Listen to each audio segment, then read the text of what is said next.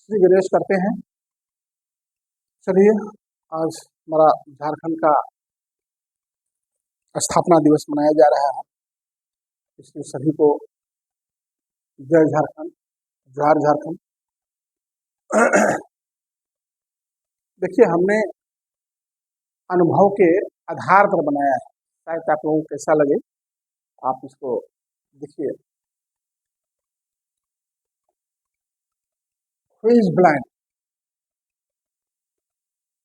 नेत्रहीन कौन है? Those who does not see hope, वे जो आशा नहीं देख सकते। नेत्रहीन वह नहीं है जिसको नेत्र नहीं है, नेत्रहीन वह भी है जो आशा नहीं देख सकते। Life is hope of it, जीवन आशा है। बहरा कौन है? Who is deaf? कौन है बहरा? Those who does not hear cry of justice, जो न्याय की पुकार को नहीं सुनते। कुछ ऐसे लोग हैं, न्याय को एन केन पर फेंक देते हैं, तो भी डेफ है जो न्याय को न सुने। अब है हु इज इंटेलेक्चुअल डिसेबल? कौन है intellectual disable? Those who does not except for better society, जो वही है बौद्धिक दिव्यांग जो बेहतर समाज के लिए आवाज नहीं उठाते।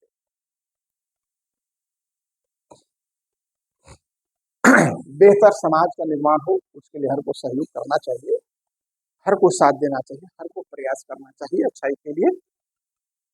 तो ये हमारा ये जो 35 से 40 वर्ष का मेरा डिसोडिशक का अनुभव है, ये मैंने खुद बनाया है। हमको लगता है कि वही ब्लाइंड है जो आशा नहीं देखता, इसलिए आप लोग आशावान बनिए, आशा देखिए, लाइफ इज होप। और कौन डेफ है? जो न्याय को नहीं सुनता। कोई न्याय मांगे, न्याय की पुकार करे और न्याय न मिले तो न्याय नहीं देने वाला व्यक्ति खुद डेफ है। और बौद्धिक दिव्यांग कौन है? जो बेहतर समाज के लिए आवाज न उठाए, बेहतर समाज के लिए कार्य न करे, या जो समाज में बेहतर रूप से एडजस्ट न कर सके, वह क्या है? Intellectual disable.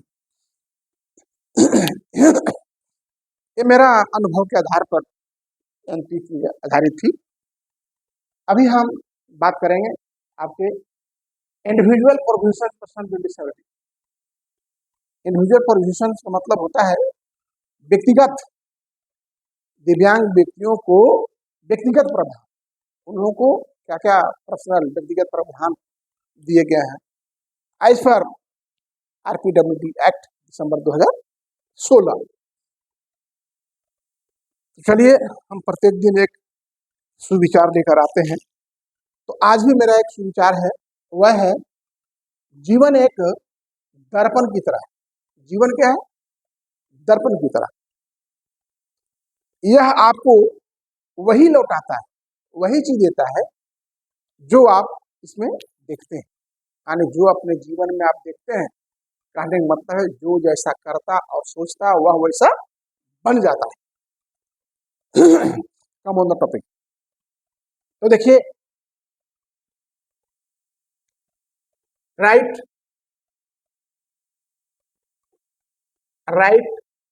To equity and non discrimination. Equality and non discrimination यानी समानता और भेदभाव रहित अधिकार। कोई भेदभाव नहीं, कोई डिस्क्रिमिनेशन नहीं, है ना। जैसे होता है ना कि तो मेल फीमेल में लड़की है लड़का है, जेंडर डिस्क्रिमिनेशन, ऐसा कुछ नहीं, कोई भेदभाव नहीं। और यह आरपीडब्ल्यूडी की सैंक्शन किसमें दिया हुआ है? मैं जो आज बताने जा रहा हूँ बड़ा इम्पोर्टेंट है, और इसमें कुछ रटने की चीज है। ये जो सैंक्शन है धारा है, अनुभाग है, ये आपको याद रहने वाली बात नहीं है। यह तभी याद रहेगा जब इसको आप कंठस्थ करें और ठीक से इसको समझें। ऐसे कहावत है, spelling is a matter of site. Spelling तभी याद रहेगी जब उसको अपने ध्यान में रखेंगे, अनुभव करते रहेंगे, उसको देखते रहेंगे। अगर आप इसको छोड़ देंगे तो ये भी आपको छोड़ देगा, है ना। तो ये जो सारे जो सैंक्शन जो दिए हुए हैं, इसको आप याद ही कर लेंगे, तब समझ में आएगा कि किस सैंक्शन में जो है वो क्या है। अदरवाइज आप नहीं समझ पाएंगे। तो सैंक्शन आरपीडब्ल्यूडी एक्ट का जो धारा 3 और 7 है, उसमें दिया हुआ है समानता और भेदभाव रहित अधिकार। किसी व्यक्ति के साथ दिव्यांगता के आधार पर भेदभाव नहीं किया जाएगा। सभी व्यक्तियों को शिक्षा, रोजगार, सामाजिक भागीदारी, समान अवसर मिलेगी तथा महिलाओं को, बाल दिव्यांगों को विशेष सुरक्षा और सहायता प्रदान की जाएगी और रिजनेबल एकोमोडेशन की व्यवस्था, ताकि व्यक्ति अपने कार्य प्रभावी ढंग से कर सके। जो ही बताया हूँ, ये सारी सुविधा किसके अंतर्गत है? आरपीडब्ल्यूडी एक्ट दिसंबर 2016 की धारा 3 और 7 में कहा गया। ठीक है, अनुभाग 3-7, उसको धारा कहिए, सेक्शन कहिए, अनुभाग कहिए, सभी। इसके बाद जो दूसरा है right to community life, right to community life, ये किसमें आता है? सेक्शन 5 में। तो ये जो है दिव्यांग व्यक्ति को समाज में सम्मान पूर्वक, स्वतंत्र पूर्वक रहने का अधिकार, यानी वह भी हमारे आपके साथ सम्मान और इज्जत से रह सकता है। यह अधिकार आरपीडब्ल्यूडी दिसंबर 2016 की धारा 5 में दिया गया है, राइट टू कम्युनिटी लाइफ। सरकार को यह सुनिश्चित करना होगा कि सार्वजनिक सेवाएं और स्थान एक्सेसिबल हो, सुलभ हो। जैसे मॉल है, वहां भी रैंप होना चाहिए, वहां भी लिफ्ट होना चाहिए, सभी जगह ऑफिस हो, घर हो, मकान हो, सभी जगह। राइट टू एजुकेशन, अब देखिए राइट टू एजुकेशन जो है आरपीडब्ल्यूडी एक्ट दिसंबर 2016 की धारा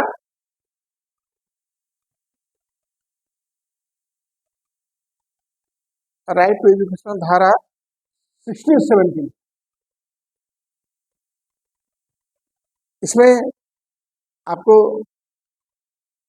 राइट टू एजुकेशन यानी 6 से 18 वर्ष के बेंचमार्क जो दिव्यांगता है उनको निःशुल्क पढ़ाई लिखाई अनिवार्य शिक्षा अधिनियम के तहत दिया गया है।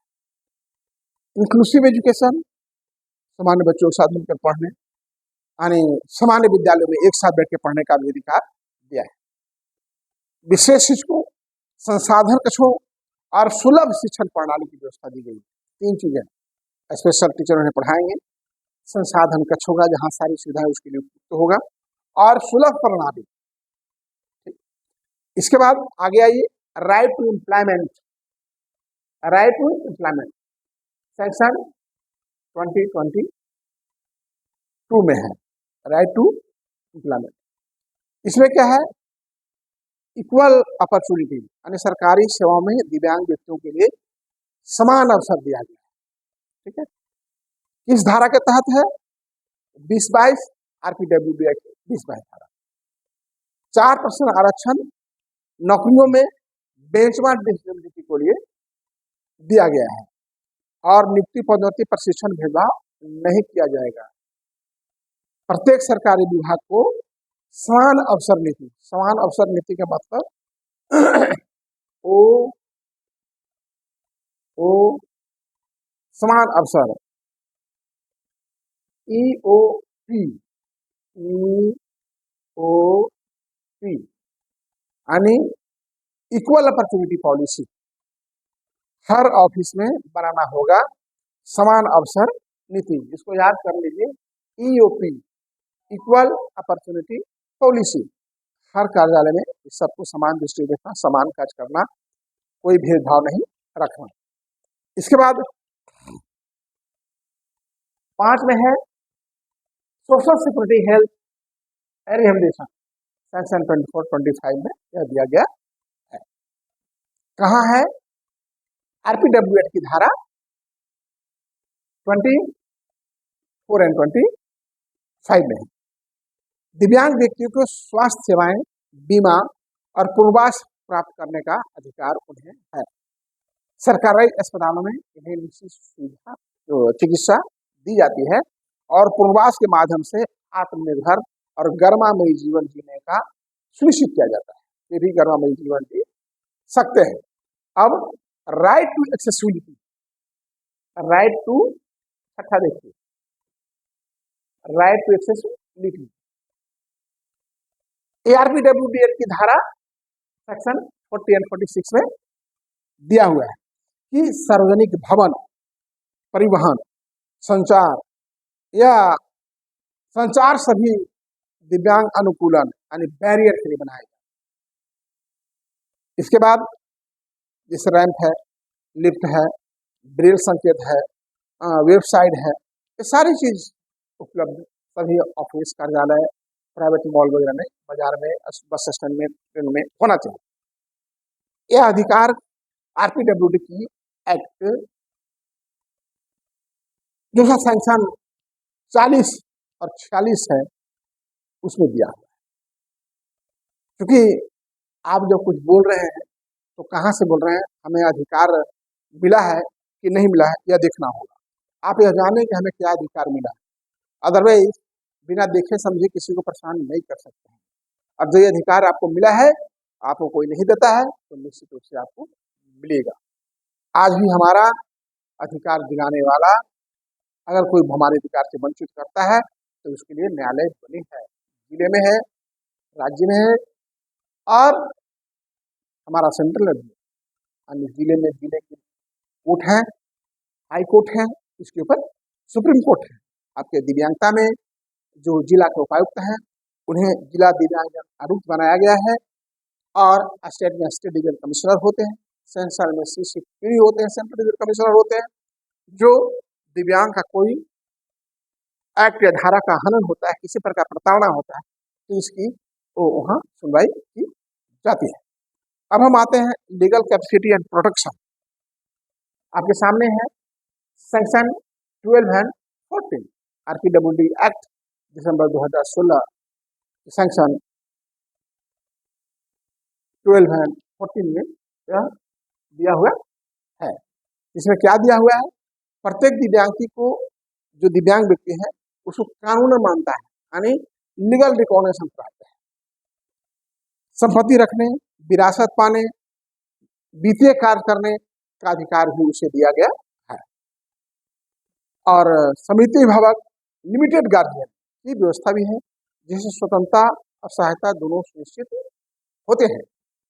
हमारा एक नेशनल ट्रस्ट एक्ट है जो 1999, उसमें जिले स्तर में लोकल कमेटी बनी है और उसके उपायुक्त अध्यक्ष होते हैं, एक एनजीओ उसके मेंबर होते हैं, एक दिव्यांग जो उसके मेंबर होते हैं, ऑपरेट मेंबर डीएसडब्ल्यू होते हैं, एडवोकेट होते हैं और civil surgeon they are advocate opted member होते हैं।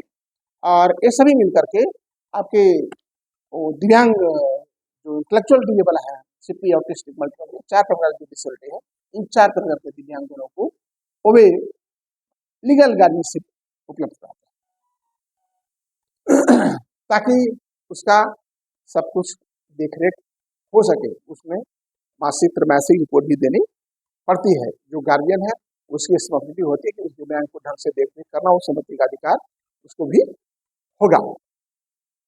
अब है सर्टिफिकेट एंड आइडेंटिफिकेशन और आइडेंटिटी। तो देखिए, दिव्यांगजनों को दिव्यांगता प्रमाण पत्र मिलता है यह ऐसे नहीं मिलता है, उसको यह अधिकार दिया हुआ है। और कहाँ दिया है? आरपीडब्ल्यूडी एक्ट दिसंबर 2016 की धारा 58 एंड 59। योग दिव्यांग व्यक्तियों को दिव्यांगता प्रमाण पत्र, डिसेबिलिटी सर्टिफिकेट, आपको डिसेबिलिटी सर्टिफिकेट हार्ड कॉपी बनती है, उसको फिर बाद में यूडीआईडी और ऑनलाइन सर्टिफिकेट आती है, वो मान्य हो जाता है। अब रेल पास भी ऑनलाइन बनना शुरू हो गया है दिव्यांग लोगों को। यह प्रमाण पत्र सरकारी योजनाओं, उसका आरक्षण या अन्य सुविधा के लिए, कोई भी सुविधा लेना चाहते हैं, जैसे लोन है या सरकारी नौकरी है या बस गाड़ी कुछ खरीदना का चाहते हैं, कुछ भी के लिए, तो यह सर्टिफिकेट आपको बहुत काम आएगा। अब आता है reservation in education employment. Reservation in education employment section 32 and 34। तो ये दिव्यांगजनों को जो है वो एजुकेशन एम्प्लॉयमेंट का कहा दिया हुआ है। तो RPWD दिसंबर 2016 में ये जो धारा आपका 32 एंड 34 है, इसमें रिजर्वेशन दिया गया है कि कहीं भी सरकारी सहायता या उच्च शिक्षण संस्थानों में आपका 5% रिजर्व रहेगा, आपका सीट आप जाकर एग्जाम कर ले सकते हैं। कितना? 5%। और किस धारा के तहत? खासकर 32 32 में 32 में 32 याद रखिए। और 34 में क्या है?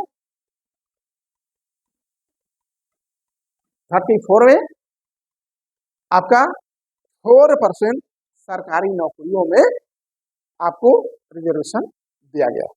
यही याद रखना है।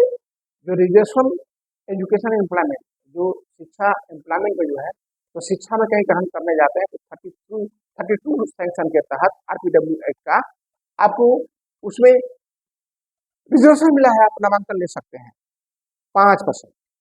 लेकिन जब आपकी नौकरी की बात आती है तो उसमें RPW एक्ट 2016 की सेंक्शन 34 में लिखा है कि 4% आपको रिजर्वेशन आपको नौकरी में मिलेगा, लेकिन एजुकेशन में 5%। बहुत याद रखने की चीज है। हम इस पर आप लोगों से एक दिन चर्चा करेंगे और पूछेंगे, क्योंकि हम जानते हैं जब तक गहन अध्ययन नहीं करिएगा तब तक याद नहीं रह पाएगा। उसके बाद ग्रीवांस रिड्रेसल। देखिए ग्रीवांस रिड्रेसल है, तो ये आपका जो नंबर 10 में देख रहे हैं ग्रीवांस रिड्रेसल सेंक्शन 23, 29 और 83 में दिया गया है। क्या है ग्रीवांस रिड्रेसल? मतलब शिकायत निवारण। मानी कोई शिकायत है, उसका निपटारा कैसे होगा। यह दिव्यांग व्यक्ति के आधारों को अधिकार जो है उसके उल्लंघन पर शिकायत दर्ज करने पर आपका इसके लिए जिले में एक है जो जिला मजिस्ट्रेट या जो उपायुक्त होता है, डिप्टी कमिश्नर, तो उनको जिला दिव्यांगजन आयोग का भी अधिकार दिया गया है, वो भी कर सकते हैं, इसका फैसला सुन सकते हैं। और आपके स्टेट में स्टेट डिजेबल कमिश्नर होते हैं, राज्य दिव्यांगजन आयोग, राज्य सत्तायुक्त, और सेंट्रल में CCPB। स्टेट में लिख लीजिए SDC,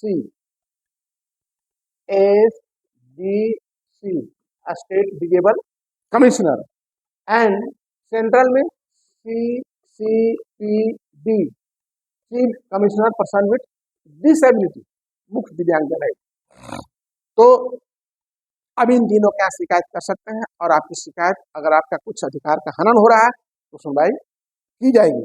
अगर इन सारे एक्ट में से कहीं कुछ हनन है तो अब स्पेशल है महिला एवं बाल दिव्यांगों के लिए विशेष प्रबंध, यानी special provision for womens and children. Sanction 4-5 में दिया हुआ।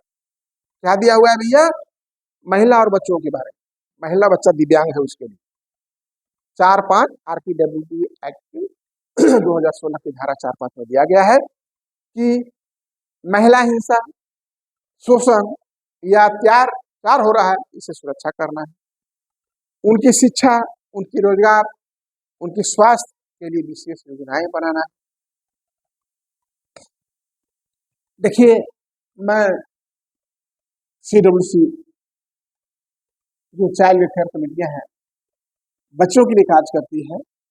जिले में बच्चों का गार्जियन होता है, वैसे बच्चे जो नीडी बच्चे हैं, केयर एंड नीड्स वाले हैं, जिनको विशेष देखरेख की आवश्यकता है, चाहे वह स्ट्रीट चिल्ड्रन हो, आर्फन चिल्ड्रन हो, डिजेबल चिल्ड्रन हो, अबंडन चिल्ड्रन हो, तो उसके मुख्य रूप से गार्जियन CWC चाइल्ड वेलफेयर कमेटियां देखरेख करती है। मैंने उसमें 6 साल रहा है, मुझे अनुभव मिला है कि कई एक ऐसे हैं जो घर में भी महिला हिंसा का शिकार हो रहे हैं। वे सेक्सुअल ऑफेंस का शिकार हो रहे हैं। तो ये कोई जरूरी नहीं है कि रोड पर ही और समाज में ही हो रहा है, घर में भी ज्यादा हो रहा है अपने एजुकेशन के साथ। तो इसके लिए भी जो दिव्यांग खास करके हैं, तो उनके लिए विशेष प्रोविजन बनाया गया है RPWD दिसंबर 2016 की धारा 4 और 5 में। आगे है आपका, जब कोई गलती किया है तो उसका दंड भी होना चाहिए ना, तो आगे है penalty and offence. Penalty and offence देखिए 12 में पेनाल्टी एंड ऑफेंस। ये कहाँ से आया पेनाल्टी एंड ऑफेंस भाई? तो RPWD दिसंबर 2016 की सेक्शन धारा अनुभाग जो कहिए आपका 89 और 95 में दिया हुआ है। मैं आपको RPWD की इंग्लिश और हिंदी दोनों मैं आपके ग्रुप में आज भेज दूंगा। जिनको जो सुविधा लगेगी, हिंदी तो हिंदी पढ़ सकते हैं, इंग्लिश तो हिंदी इंग्लिश पढ़ सकते हैं, हम आपको भेज देंगे। और आप लोग, हमने डिफरेंस में बताता है, पॉइंट बनाया, लेक्चर दिया, उसके बाद हमने प्रेजेंटेशन भी देंगे इस पर। तो हम समझते हैं कि आप क्लास में कम से कम मोर देन 20 to 80% समझ जाएं।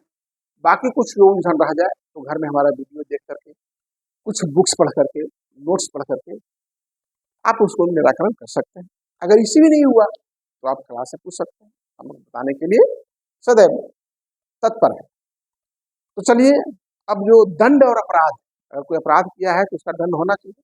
तो 89 और 95 RPW एक्ट की धारा में दिया हुआ है।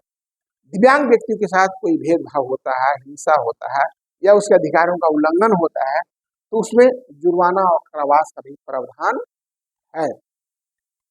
अब देखिए, एक समरी टेबल में बनाया सारांश किस एरिया में क्या प्रोविजन, जैसे इक्वलिटी समानता, तो non discrimination right, non discrimination right of rights.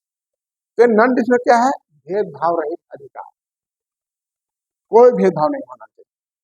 अब है एजुकेशन, क्या है?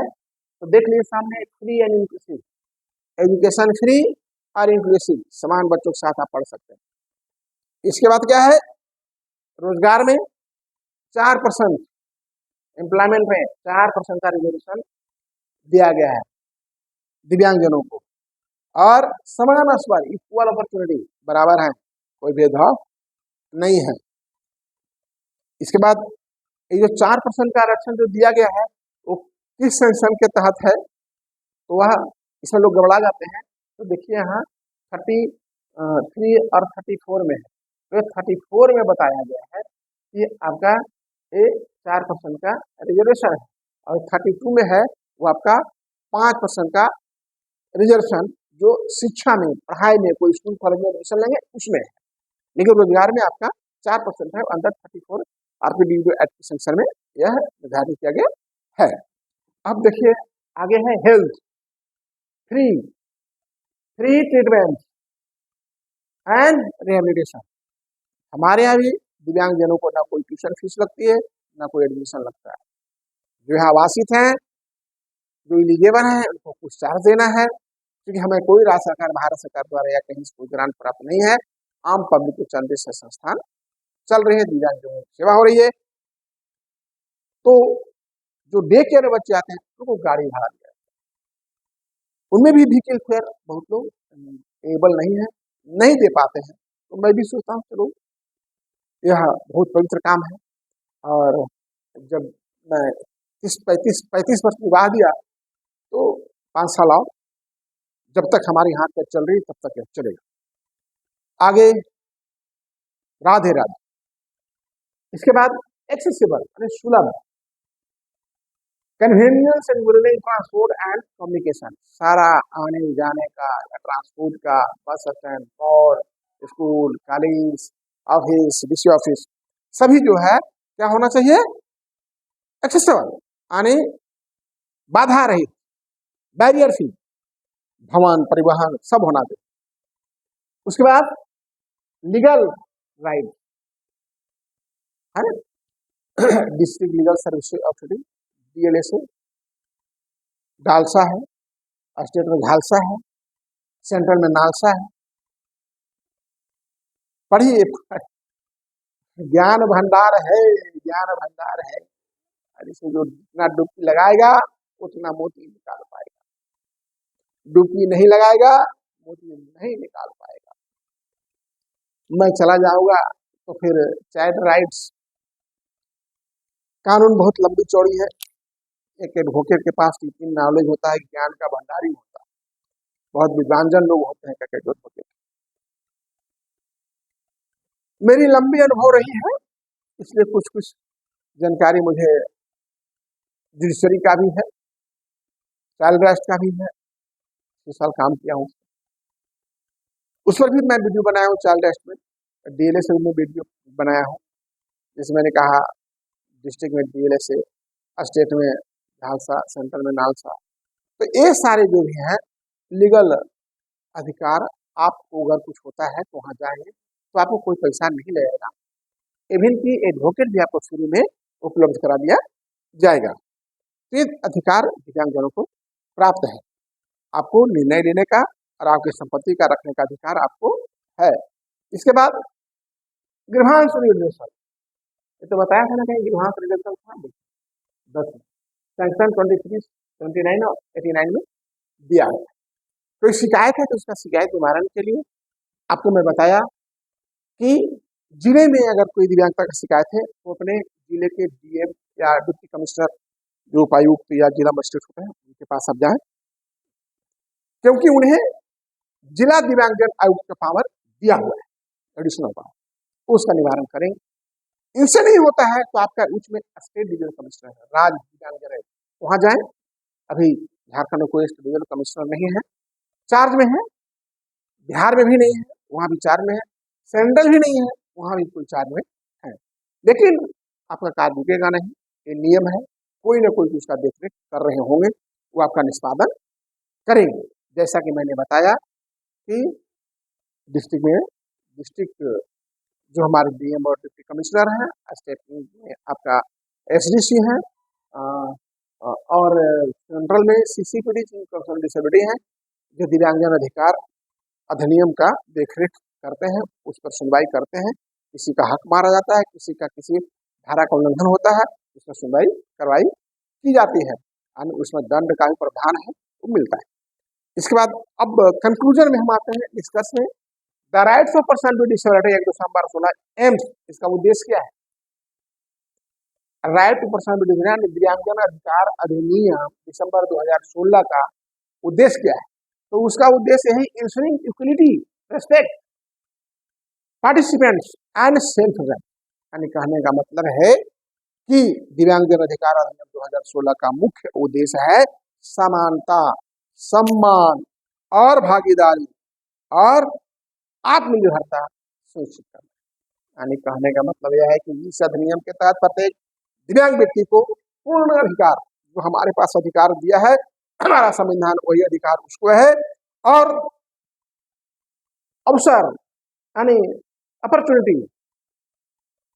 पूरा अवसर मिलना चाहिए, जो हमें मिला है उसको मिले, और गरिमामयी जीवन जीने का अधिकार मिले।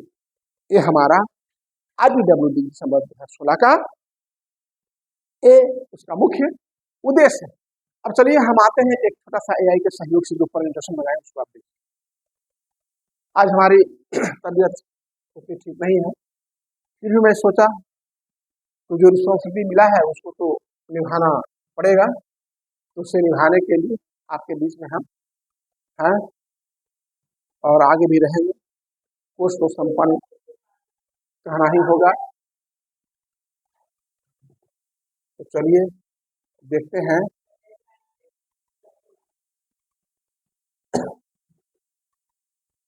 देखिए, इससे आप और स्पष्ट होंगे जो मैं बता रहा हूं।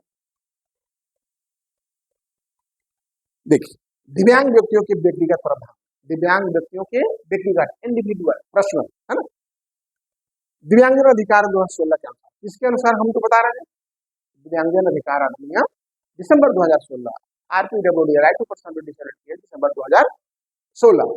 तो चलिए, समानता भेदभाव रहित अधिकार बताया था ना भैया। तो इसमें क्या है? समान अवसर, शिक्षा, रोजगार, सामाजिक भागीदारी में सभी का समान अवसर होना चाहिए, चाहे दिव्यांग हो या समान। विशेष सुरक्षा, महिला और बाल दिव्यांगों को विशेष सहायता सुरक्षा, उचित सुविधा कार्य को प्रभावी ढंग से करने के लिए बहुत आवश्यक है।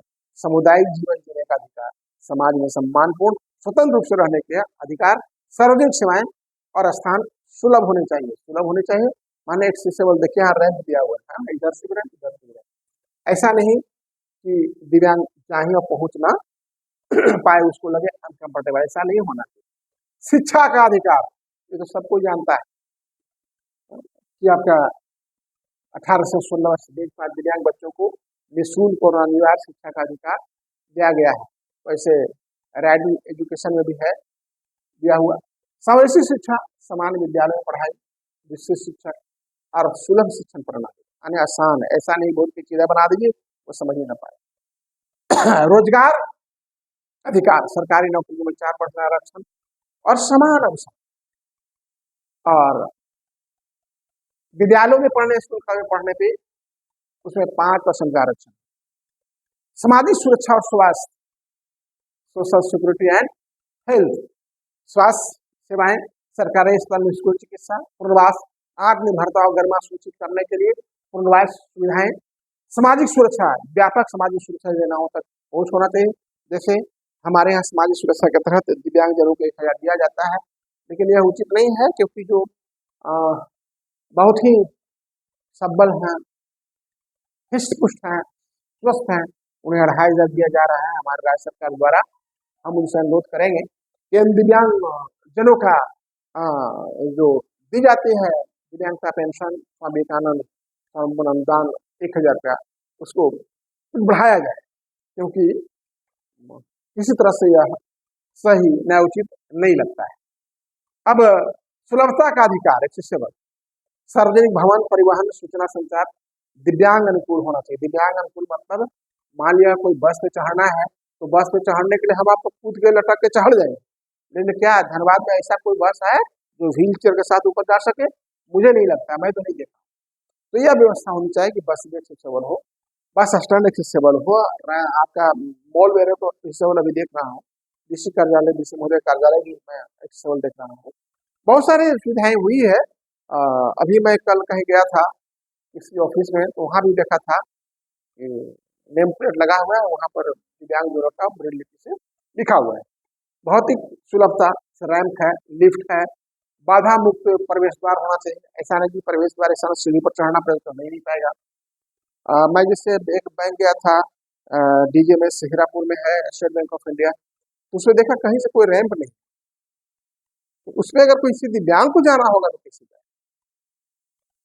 तो कहीं कहीं भूल है, उसको सुधारने की आवश्यकता है। कानूनी क्षमता और सुरक्षा, देखिए कानूनी मान्यता प्रत्येक दिव्यांग व्यक्ति को पूर्ण कानूनी मान्यता दिया गया। आपके जिले में जिलाधिकारी को दिव्यांगजन आयुक्त, जिला दिव्यांगजन अपॉइंट किया गया है, उनको चार्ज दिया गया है। यहाँ डिस्ट्रिक्ट लीगल सर्विस अथॉरिटी, उसके अध्यक्ष डिस्ट्रिक्ट जज होते हैं, एसपी साहब अध्यक्ष हैं, डीसी साहब हैं, सभी उसके हैं, और उसके सचिव डीएलएस सेक्रेटरी होते हैं, वो भी सिविल जज रैंक के होते हैं। तो जिला विधिक सेवा पदाधिकारी, वहाँ भी आप जाके अपना अधिकार अगर कोई हनन हो रहा है तो मांग सकते हैं, मिलेगा, और आपको निःशुल्क में एडवोकेट भी, वकील साहब भी आपको उपलब्ध कराया जाएगा। सीमित अभिभावक, स्वतंत्रता और सहायता दोनों सुनिश्चित करने के लिए सीमित अभिभावक मिलता है। जैसे मैंने कहा था राष्ट्रीय न्याय एक्ट, नेशनल ट्रस्ट एक्ट 1999 में इसमें दिया हुआ है कि जो 4 प्रकार के दिव्यांग हैं, autism, multiple disabled, intellectual disability and cerebral palsy, इन चारों को लीगल गार्डियनशिप मिलती है। वो डिस्ट्रिक्ट लेवल पे एक कमेटी बनी है, लोकल लेवल कमेटी, जिसमें आपको उपायुक्त या डीएम उसके अध्यक्ष होते हैं, और एक दिव्यांगता के क्षेत्र में कार्य करने वाले संस्थान उसके मेंबर होते हैं, और एक दिव्यांगजन व्यक्ति उसका मेंबर होता है, और ऑपरेट मेंबर होते हैं, इसमें सर्जन है, एडवोकेट है, और नॉन पर्सनल आते हैं। तो वहाँ से आपको एक सर्टिफिकेट दिया जाता है, लीगल गार्डियनशिप सर्टिफिकेट भी, जिसमें आपको संपत्ति रखने का अधिकार है, विरासत पाने और वित्तीय कार्य करने का भी अधिकार है।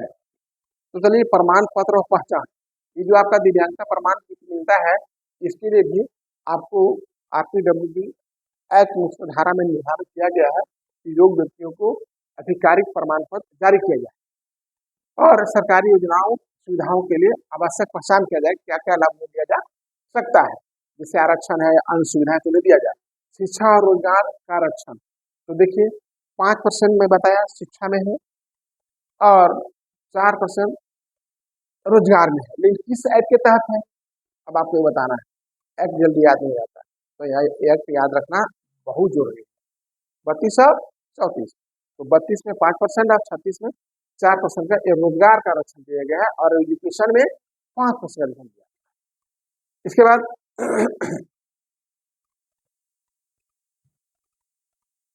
शिकायत निवारण का ग्रीवांस रिड्रेशन, देखिए इसके लिए हम बताए थे आपको, अगर कोई दिव्यांगता से संबंधित शिकायत है तो जिले में जो डीएम और डिप्टी कमिश्नर है, उपायुक्त हैं, उनको जिला दिव्यांगजन आयोग का चार्ज दिया गया है, वहां भी जाके अपनी शिकायत दर्ज करा सकते हैं। और स्टेट में स्टेट विजुअल कमिश्नर है, राज्य दिव्यांगजन आयोग, उनके पास शिकायत दर्ज करा सकते हैं। और ये दो भी नहीं बनता, आपको लगता है हमें यहाँ भी जिले में नया नहीं मिला, स्टेट में नहीं मिला, तो उसमें एक CCPD है, central chief divisional commissioner Delhi में, तो वहाँ अपना फिर आवेदन दे सकते हैं। सुनवाई निश्चित रूप से होती है, उस पर कार्रवाई भी होती है। अधिकारों के उल्लंघन स्थिति में शिकायत दर्ज कराने की व्यवस्था दर्ज करें। अधिकारों के उल्लंघन पर शिकायत राज्ययुक्त राज्य स्तरीय जो होते हैं, मैंने बता दिया, अभी स्टेट में कोई चार्ज में है, झारखंड में, बिहार में भी कोई चार्ज में है, सेंट्रल में कोई चार्ज में है, फुल फिल में नहीं है। और मुख्य केंद्रीय स्तर पर निगरानी करते हैं, त्वरित निवारण और न्यायिक समाधान होता है। विशेष प्रावधान और दंड देखिए, महिला एवं बाल दिव्यांगों के लिए सुरक्षा, महिला शोषण, बहुत महिला से बहुत तरह का मारपीट होता है, गरीब लोगों का रेप होता है। विशेष योजनाएं जैसे शिक्षा, रोजगार, स्वास्थ्य के लिए विशेष कार्य, दंड और अपराध, भेदभाव या हिंसा या उसका अधिकार का उल्लंघन करने पर जुर्माना और कारावास का भी प्रावधान है। आप उसमें देखेंगे कितने जुर्माना और कितने दिन का कारावास का प्रावधान है। मैं आज दोनों कॉपी इंग्लिश हिंदी आपको बुक में डाल दूंगा। समानता, भेदभाव रहित अधिकार, रोजगार 4%, सुलभता, बाधा मुक्त, कहीं की दिक्कत नहीं होनी चाहिए। शिक्षा निःशुल्क और समावेशी, निःशुल्क माने फ्री, हमारे यहाँ भी फ्री और इंक्लूसिव। स्वास्थ्य निःशुल्क उपचार होना चाहिए। कानूनी अधिकार मूलतः स्वतंत्र रूप से मिल जाता है फ्री में, एडवोकेट भी आपको फ्री मिल जाएगी। यानी कहने का मतलब है दिव्यांग को जो चाहिए सारी सुविधाएं उपलब्ध है, फ्री शिक्षा, फ्री न्याय, फ्री चिकित्सा, तो फिर और आपको क्या चाहिए भाई। इसके बाद समानता, सम्मान, भागीदारी और आत्मनिर्भरता। दिव्यांगजन अधिकार अधिनियम 2016 का उद्देश्य है, क्या उद्देश्य है? समानता, सम्मान, भागीदारी और आत्मनिर्भरता। सभी आत्मनिर्भर होकर के जो है अपना काम करें और आगे बढ़े। तो इसी के साथ हमारा आज का क्लास समाप्त होता है। सभी को नमस्ते, प्रणाम, सलाम, जोहार, जय हिंद।